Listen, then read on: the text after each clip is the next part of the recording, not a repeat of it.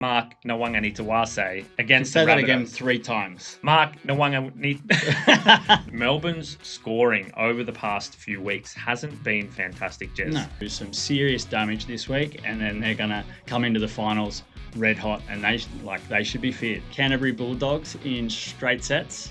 Hello and welcome back to Ahead of the Game Sports Chat with Sports Pez, Jez, Tuck Sports Takes for bets.com.au.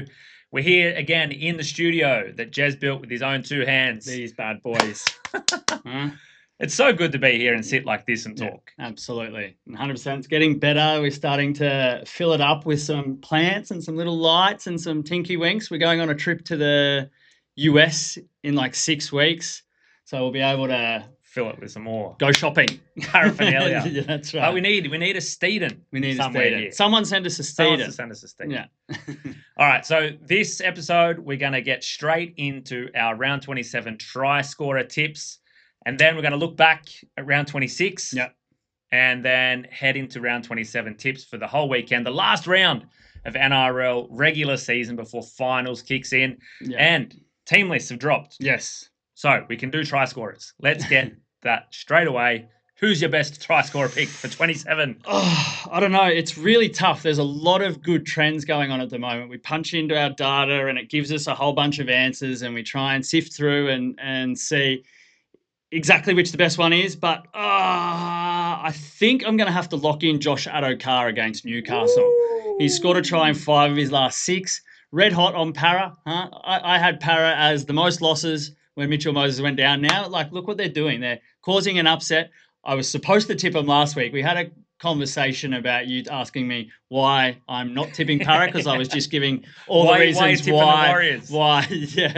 all the reasons why Parra was going to win that game, but I tipped the Warriors and then they got the upset. But lucky, over at bets.com, .com.au, I rethought it and put down the right tip and picked the upset. And Josh Addo-Carr, mate, he's just on absolute fire. He's in career form. Like he's back to his best, I believe. Put all the rubbish behind him. Scored a try in 5 of his last 6, and he will finish off the season with a big meat pie in. Well, that's what I reckon. He's the best one, but there's more. What have you got? Oh, there's so many of them. I think. Can you go past Mark Nawaqanitawase against the Rabbitohs? Say that again 3 times. Mark Nawaqanitawase. Whoa. Yeah. You're so gangster, Here bro. on this show, we don't call him Marky Mark all the time. We can say his name. Oh, can we? We're not Channel 9. Okay. Send a memo to call him Marky You Mark. can. I can't. Yeah. I can work for Channel 9. This guy can't say anything. You're above it. You're a Fox League kind of guy, maybe. But he's just in a try-scoring tear at the moment. 4 tries last weekend, and just the skill that he has to finish. And it's like, I don't know if we've seen something like this come out of nowhere. Like the guy's played international rugby at in the Australian level. Is an amazing player, but just the way that it connects, and he just pulls out stuff still in round 26. Yeah, stuff you haven't seen. Yeah, it's amazing. It's been all year. Just tangent before we go anywhere. Does he play for Australia at the end of the year? Has to. Do you take the good and the like game breaker type of player he is with the bad, maybe not as good defensively, maybe has a drop here and there as well, but he's one of these risk takers. It's risk versus reward with him, and you got to almost have him and probably Coates. Like I like Zach Lomax on the wing of what he provides, and also To'o, the way he works out. Oh no, but does To'o play for Aussie when it's Pac Champs? He plays for. I'm not sure. No, he plays for Samoa. Samoa, I think. Him and Luai. Yeah. So okay, so it's a Lomax. Yeah, but you move Lomax to the centres, maybe. Yeah, get rid of Latrell. Yeah. Well, he's injured. He can't even play this game, this weekend. But also, another one for the West Tigers, Gerald Skelton and Jareem Buller, both have scored 3 tries in their last 4 games. And coming up against Titans defense, which has just been leaking a massive amount of points, I think anyone from the Tigers really is a chance to score. Yep. Before we get into the next one, click subscribe right down there. It's going to help us out a lot. Not down here. Down. Yeah, it's not down there. Get your hands out of there. Who else you got on your try scoring list? Just having a look at some team lists so we don't throw out anything. Roger Tuivasa-Sheck. Scored in 3 of his last 4 games as well. Manly, can be a shootout with Manly. They've obviously turned things on all of a sudden. They are still, in theory, at this position, a shot at making the top 8 if they win by 60 or 80 or something and the Roosters lose.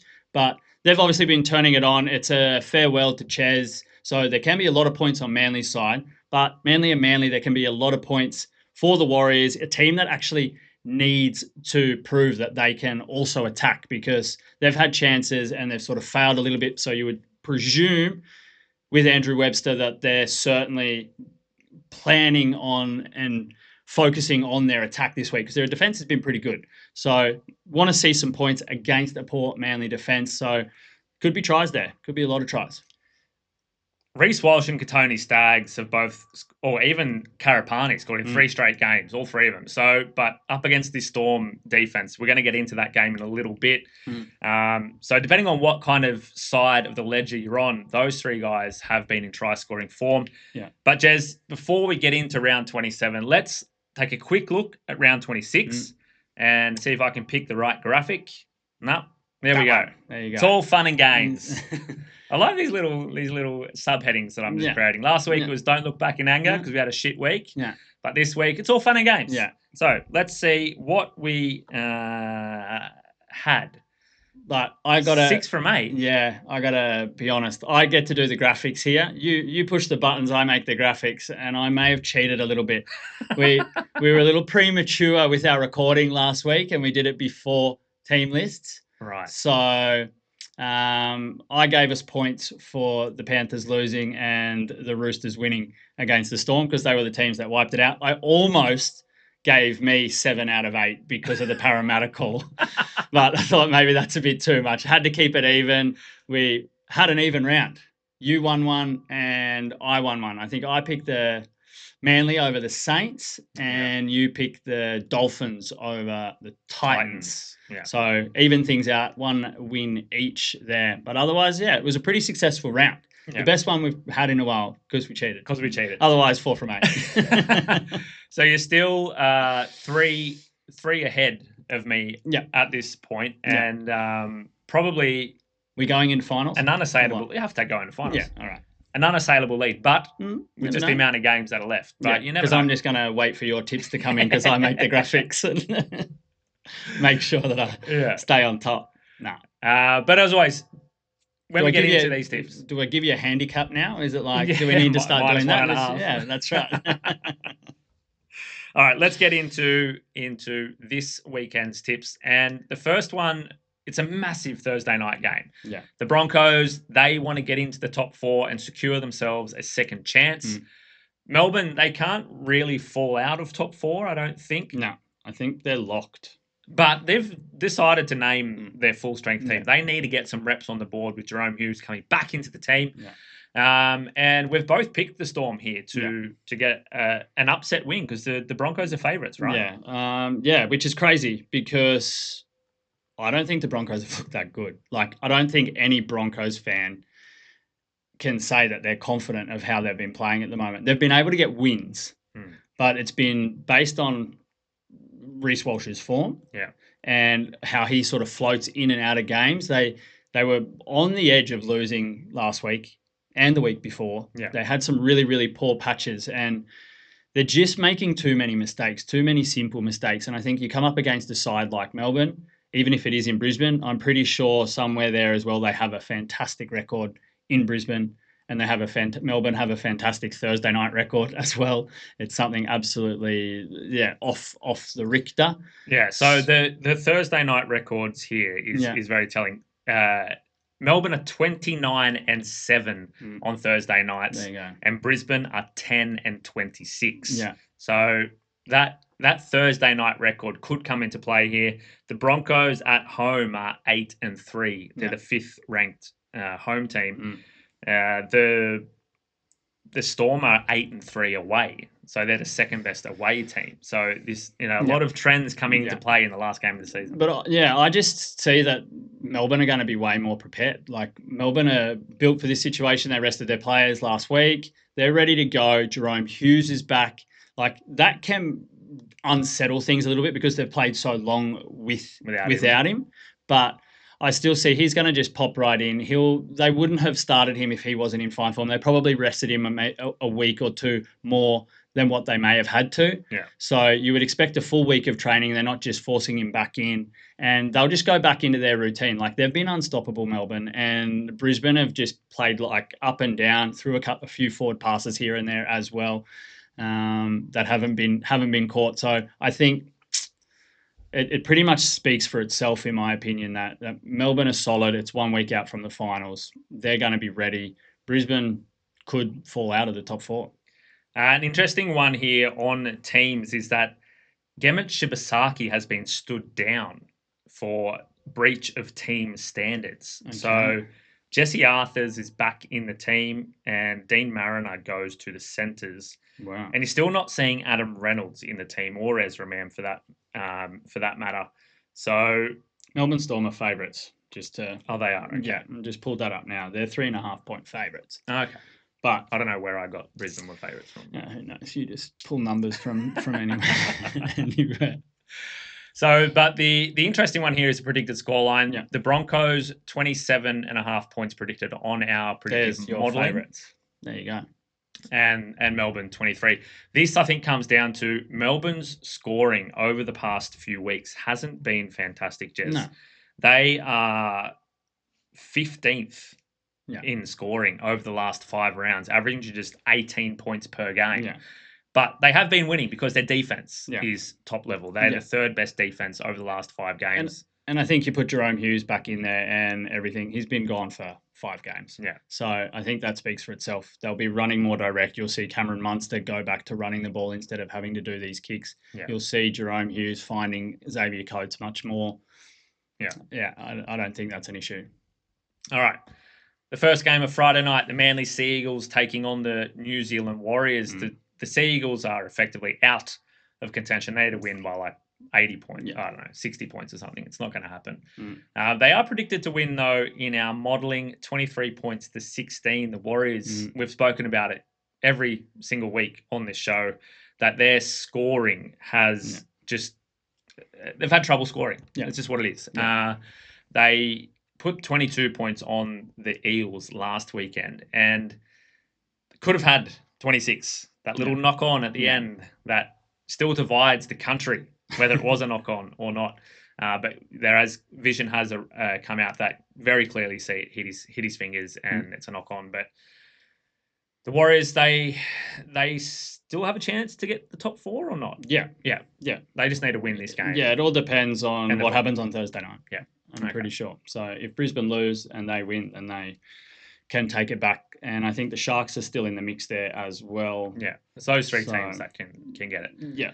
But we are both on Manly, it would seem here, Jez. And I think it's the home ground advantage for Manly that really gets it over the line for me. And I think the defense will definitely play a role, but it's going to come down to who can score more points. Yeah. Which attack can fire when the opportunities present themselves. Yeah. And at the moment, I just don't trust New Zealand really to have any sort of attack that can stand up for 80 minutes. No. And you look at Manly over the last couple of weeks when they started to get back on and they've scored 98 points in 2 weeks. They scored 58 against the Dolphins and they scored 40 against St. George last week. So it just shows like... It's going to be an extremely emotional occasion for Manly because obviously Daly Cherry Evans has been there forever and now he's moving on. It's likely, it is going to be his last game. So they're going to be on and they're going to want to ruin the party for the Warriors. They're going to want to send out like Brookie on a Friday night. Bye-bye to Cherry Evans. Like the stage doesn't get any bigger. And you're going to see like these effort games. I think we saw it in the AFL in Port Adelaide versus the Suns in the final round. What they did for Travis Boak. So I think it's going to be a similar thing. The crowd's going to turn out. It's going to be a full house, and that's going to get them over the line. You're not going to see anybody fail in effort for the Manly Sea Eagles. And I think through that bad patch in their season, it was a little bit that. So they're all going to be up for it. They're going to put up a lot of points. And unfortunately, don't have faith in the Warriors being able to score as many points or be able to hold them out enough. So you can get, if you hit up bets.com.au and look at the NRL game previews when they come out. We put them out as the week goes along, but you're going to get the NRL cheat sheet. And that's what we're using right now to get all of these stats, all of these trends, all the information for these games.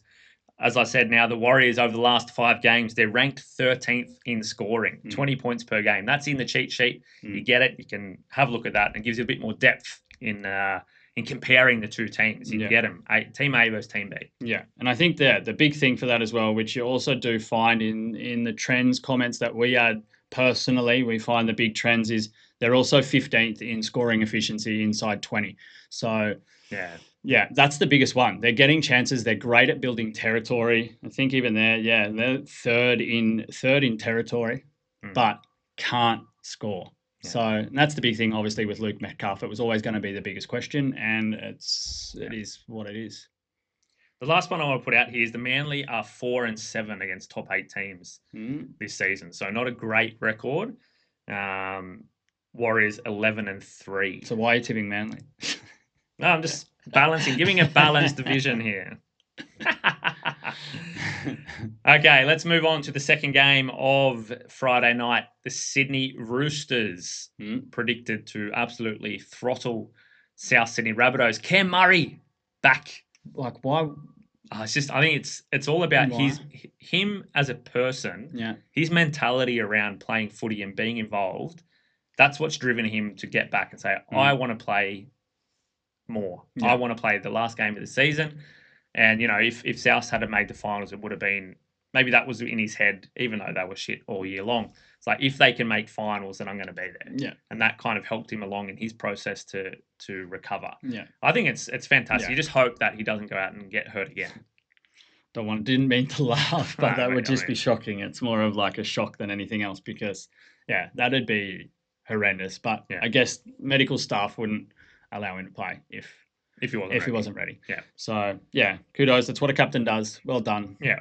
Well done. But they're going to get throttled. I completely agree with this scoreline. I think maybe I could see from compared to our projected score that, it's 31 or say 32-14. Maybe South score a few more points. The Roosters defense hasn't been that crash hot, although when you look at sort of their last 5-game period, besides the 30 points that the Eels put on them in that loss when they lost Sam Walker, it's been pretty good. They haven't allowed 12. They've allowed 4, 12, 12, 30, and then 10. So they're the number 1 ranked defensive team over the last 5 games. Their average is 30, even leaking 30. Yeah. So that's insane. So maybe our models just do the job but it's just like their attack's just so electric. Like they've just got so many weapons. Yeah.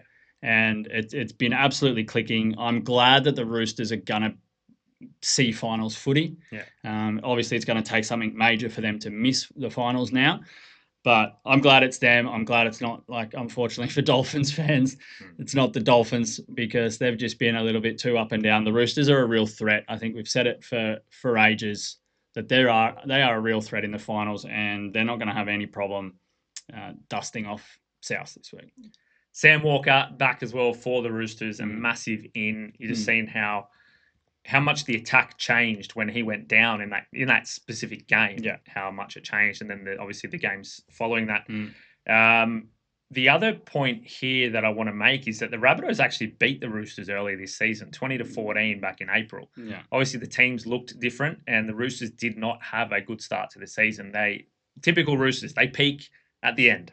Yeah. Got to get Tedesco warmed up, that old body, put him in cotton wool for the start of the year, and then they've found their connections they had a pretty big turnover of players over the off season as well. So, I think the tip here is definitely the Roosters to win and even up the ledger for this matchup in 2025 and get themselves ready for finals. Yeah. Do you think bringing Sandon Smith completely out of the 17 is a big call? Just with where do you put him? I don't know, because it just feels like if something goes down with either of their halves, Sandon Smith slots in, and we saw when he had proper preparation last week how well the attack fired, how well the defense fired. it's like, I don't know. I'm still a little bit weary with Sam Walker. Like he's had injuries, and it'll just completely derail them in a finals game if they can't just put in a half. Yeah. I don't know. Just throwing that out there. Yeah, no, it's always a tough one that I think every team has to look at. And I think you saw last week with the Broncos having Jesse Arthurs as the 18th man is, it's easy to cover a forward position, but to cover one of those outside backs and you're putting a second roller in the centres and they get stood up defensively because they can't move quick enough. Yeah. But, it takes a lot until that 18th man is activated. You've got to have 2 or 3 concussions or whatever it could be or foul play. Yeah. You don't see it happen very often. So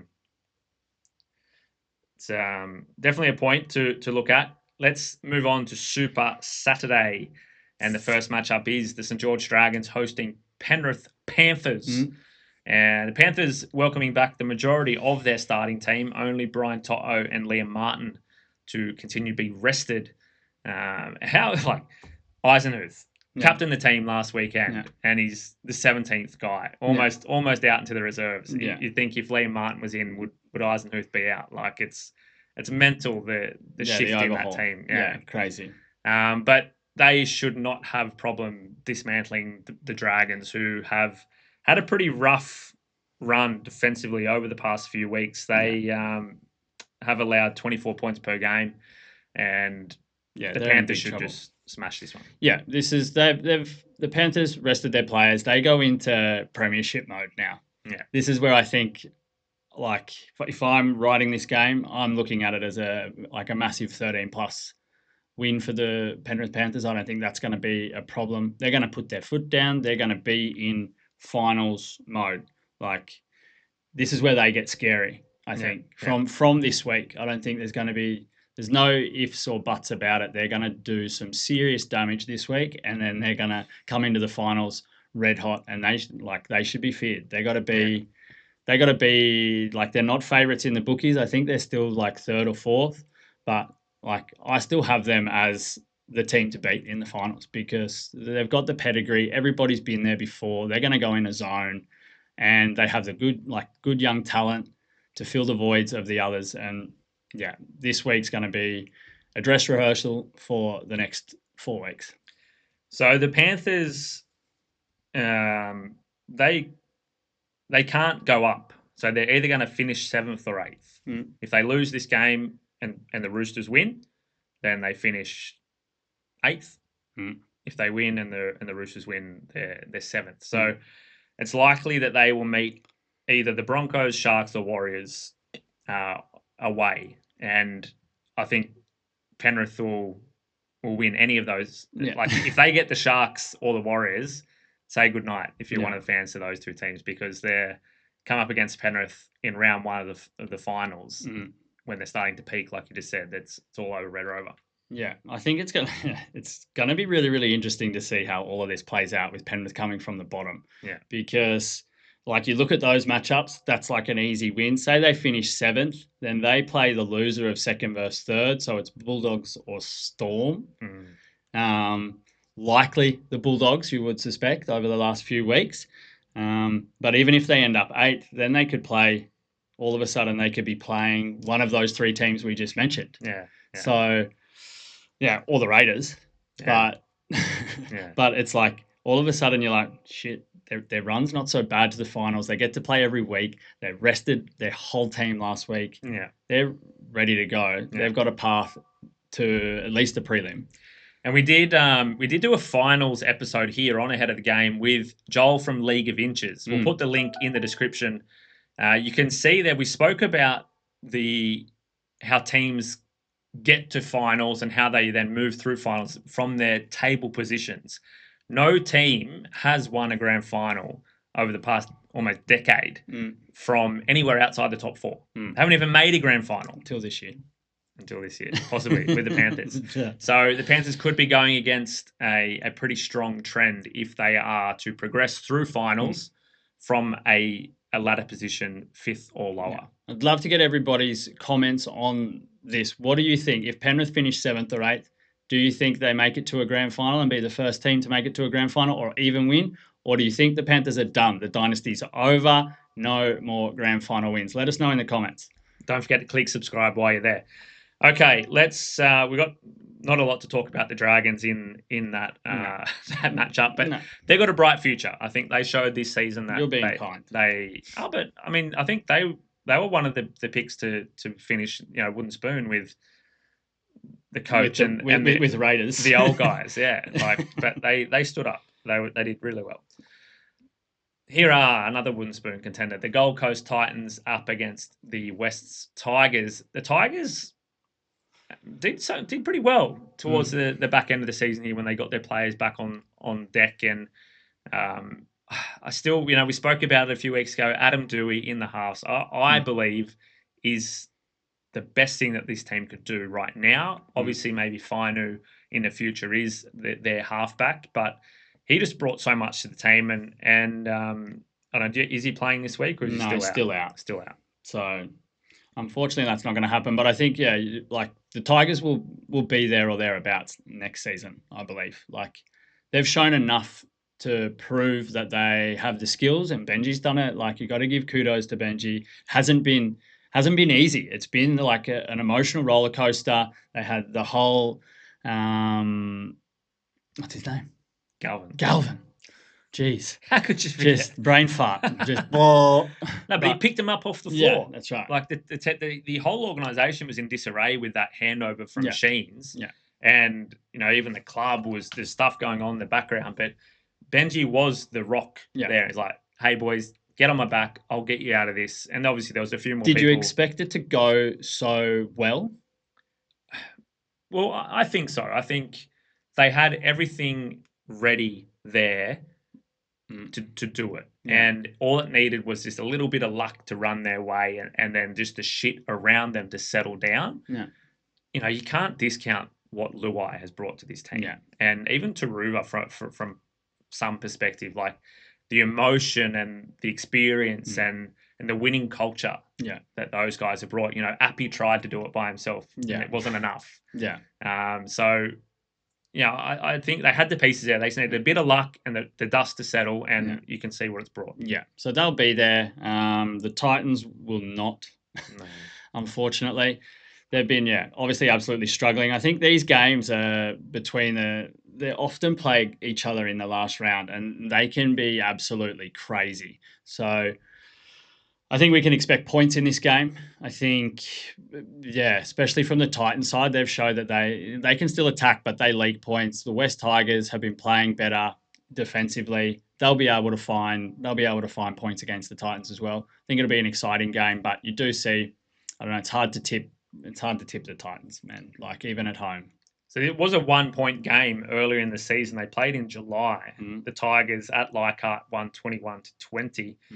But even the game before that, the single matchup last year was 18-10 to the Tigers. The year before, 2 games played 28-12 and 22-10. So they're not massive blowouts in either direction, but obviously the teams are a little bit different this year. Yeah. And the direction and of where these teams are headed is quite different. I think the Titans, they've got 1 foot on the plane to Bali. Yeah. Yeah. Probably 2 feet on the plane to Bali. So Tigers, easy win should be there, even if it could end up a close game. The final game of Super Saturday is the Canterbury Bulldogs hosting the Cronulla Sharks, a game that could decide top 4 placings. And we're both... No. Here. Yeah. Okay. I'm on the Dogs, you're on the Sharks. Yeah. Let me talk first here. Here we go.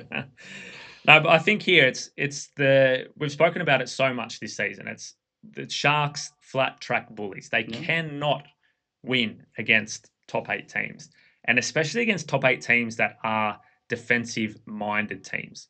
And the Bulldogs know how to lock down on defense when they need to. And I can almost guarantee that this one, they would have been working from the moment the game finished last weekend against Penrith, then they would have been, okay, we need to play a defensive structured game against the Sharks because it'll put them off their game. They won't be able to score. They'll get frustrated and the game will just flow into how we want it to be played. So that's why I'm tipping the Dogs. It's that structure around their defense, which we have seen game in, game out for the Sharks doesn't work to their playing style. Yeah, like I'm just a little bit like I understand where you're coming from. I think this is obviously it's the toughest game to pick because that's the only game that we've tipped different. But I'm just so unflattered by the Canterbury attack. Like, look what happened on the weekend against a second-rate Penrith Panthers team with a man down, and they didn't score. Yeah. Like, yes, they ended up putting 20-odd points on them by the end of the game, and that's obviously through the grind. But those opportunities, like against a B-grade side, you've got to score and you've got to show that you have the structure and the leadership and the playmaking skills to be able to take advantage of those opportunities. Yeah. And we've talked about it for a few weeks now where they've just been flat. They haven't had that same attack. They took Toby Sexton out, got the biggest cheer of the whole night in that game against Penrith when they showed him in the stands, because since Toby Sexton went out, they don't have that guidance. Like Matt Burton's doing things, Lockie Galvin's doing things. You're usually seeing a lot of these plays get set up actually by what Stephen Crichton's doing by roaming as almost like a roaming fullback. I think even him and Connor Tracy are swapping in attack, and Connor Tracy's moving into the centres. So that's your go-to. You should have the best up-and-coming half, and then obviously a cusp half for New South Wales as an 18th man in Burton. And you're going to Crichton as fullback as the guy to create. Like, that's a problem. And yes, they can probably defend. We know the Sharks are a little bit up and down. They are flat track bullies, 100%. But I'm still not sure that Canterbury can score enough points against the Sharks. The Sharks' defense is 5th, I believe. It's the 7th ranked defense on the season. Oh, sorry, 6th ranked on the season, but 4th best over the last 5 games. Only 16.8 points allowed. And they're 3rd in attack, 30.8 points. But you have to look at the teams. Absolutely. But like that still just shows that they do have something in them. They can find a balance. They can, when they need to attack, they're putting on points. What did Canterbury do against Penrith? Put on 24 points against. If that was the Sharks, could have been 50. So I just see that's where the imbalance is for me. Giving the Sharks the benefit of the doubt. It's also the situation the Sharks are in to what Canterbury are in, because the Sharks can pinch a top 4 spot if they win, depending on certain results, and maybe that's all been sorted by the time this game comes. But Canterbury are coming into this game. We all thought Canterbury would rest their players. They're set. And I think I don't know, like Cameron Sorrell, though we rate him like a lot, but the group that they have, I think they could potentially come into this game extremely flat because they know it doesn't mean shit. So that's where I just see the edges. And sometimes you can look at the numbers as much as you want, but coming into these final rounds, it's attitude. And I see more of a want in the Cronulla Sharks than I see in the Canterbury Bulldogs. The Sharks are 1-3 as the away underdog, straight up. Not a good record, but it's quite a small sample size, so you can't really take much out of that. But just to your point, the Bulldogs were on the season, they're ranked 8th in scoring, so not a great number, 26.7 points per game. But over the last 5 games, only 20 points per game. With that star-studded lineup, you should be expecting more points out of that team. They're down in 12th for over the last 5 games for scoring. Their defense still holding strong, and as I said, I think that's what's going to allow them to win this game. But there are big question marks over their attack heading into finals, and if you're going to come up against a full-strength Penrith side in this second round of finals, then big trouble. Canterbury Bulldogs out in straight sets. Could be the big pick. Could be the big pick. Say it again so I can cut it, put it at the front of the episode. All right. So, Canterbury Bulldogs in straight sets. Perfect. So this is part of the production that we do here on Head of Game. We get it all into one, and then we're just amateurs having a good laugh. Write down the time marks and ready to go. There was something you said earlier in the piece that I want to remember. We need to also put there. I say a lot of good stuff, mate. So just pick whatever you want. Again, if you haven't subscribed to the channel, do it right now. It helps us out a lot to continue doing this stuff. Let's move on to the first game of Sunday. The Dolphins up against the Canberra Raiders. I don't really think we need to dive into this too much. Obviously, the Raiders are resting majority of their players. Yeah. And fair enough, they won the minor premiership, so they get the right to do that and still go in on top as the number 1 seed into the finals. The Dolphins, look, they had a wild game last week. It'd be a surprise if they lose this game. They can certainly put up points. I love, if you're going to pull a positive out of anything, obviously their season derailed when Herbie Farnworth got injured, but the combination of Trey Fuller and Hamiso in the same team, how good is it? Is hectic. It makes them like so dangerous. Like, I can't wait to see that next season for them, and hopefully they sort out their defense a little bit so they don't have these just crazy lapses that they've had over the last few weeks, and even the swings in their season. They were good in a patch there defensively, but that all fell apart. Herbie Farnworth injured, so next year could be the year of the Dolphins. I think I'll definitely be on them in a preseason future for them to make the 8 next year, because they'll be sitting on the cusp there. And I think next year they find that combination with Trey Fuller and the hammer and get that working. They're going to be an extremely hard team to stop. Yeah. I think it would have been difficult for Canberra to think, okay, do we need to put our guys in to get the momentum into week 1 of finals? Because, this is not an easy game for them. No. Even with the Dolphins not in contention, they are still an extremely good attacking team. Yeah. And the Canberra defense is good, especially their goal line defense, but the Dolphins can score from anywhere. Yeah. So taking players out and resting them because of that injury risk, I think it's a very tough decision to make for Canberra, who need to have momentum, because you're coming up against these experienced finals campaigners in Penrith, in the Roosters, in Melbourne. And I think it's a really tough decision. And I hope for Canberra that they can win this game and take some momentum so they don't go out in straight sets. But I'm a little bit worried. Yeah. Yeah, I don't know. I just don't know, obviously, what to think with the Raiders anymore. Like, I think any opinion that I've had over the whole season on the Raiders has been bullshit, because they just have been proving people wrong all the time. Yeah. And I think, you know what? They needed momentum in, and it wouldn't have surprised me if they played their players, but Ricky's making the right decisions, and I think kudos to them, and they're going to make this right decision. They've had this hard, tough run these last few weeks, and this week off could be everything that they need to be able to push. Okay. You see the predicted scoreline there, 29-25. That's just the Dolphins scoring. It's just unbelievable. They're the top-ranked scoring team in the league on the season. Final game of round 27 and the final regular season game of the season is the Parramatta Eels hosting the Newcastle Knights. Another game where we don't really need to dive too much in. The Eels will win this game. Yeah.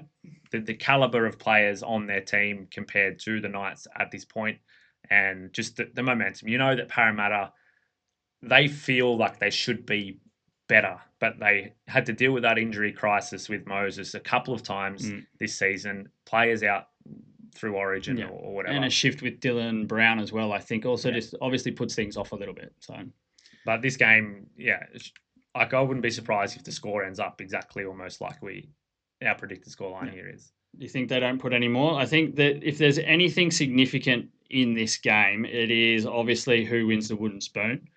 There is a 37 points differential between the Knights and the Titans. So if the Titans win by a little margin and the Eels win by a big margin, all of a sudden the Knights could end up with the wooden spoon. Mm-hmm. So that's maybe something to take into it if you're having a look at this game on Sunday and the Titans have had a win, because that could see the Knights step up and maybe put a little bit more effort in, because you don't ever want to win the wooden spoon. And I think it gives at least, if it's not like Adam O'Brien obviously departing, if that's not enough motivation for them to get up, then avoiding the wooden spoon maybe is, and you could see this game be a little bit tighter than maybe what we expect. But yeah, otherwise there's not much. There's not much really motivating the Newcastle Knights to get up. And I think for Parramatta, they're trying to build to next year. They've had a really good back end of the season. I think your prediction of them to push for the 8 this year will also likely happen next year. Yeah.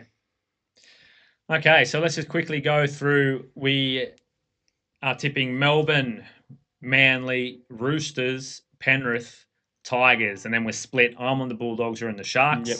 Then we're going Dolphins with Canberra resting their players, and then Parramatta to win the final game of round 27. Yeah. There we go. All done and dusted once again here on Ahead of the Game. Thanks for hanging with us. Don't forget to head over to bets.com.au. Check out the NRL game previews for every single game as they are released. You get the cheat sheet, get the videos, all the content, and we'll be here for NRL finals. Yeah. And also, coming up on Ahead of the Game, NFL. Yeah. There's going to be some more AFL content coming through the finals. And then we're going to see cricket. We're going to see some basketball, both American and Australian basketball. We're going to try some things here on Ahead of the Game. Yeah. So let us know in the comments if there's anything you want to see in the sports world that Jez and I can break down. We're going to get some special guests on as well to help us out. Yeah. It's going to be fun. And don't forget, as always, hang with us and stay ahead of the game.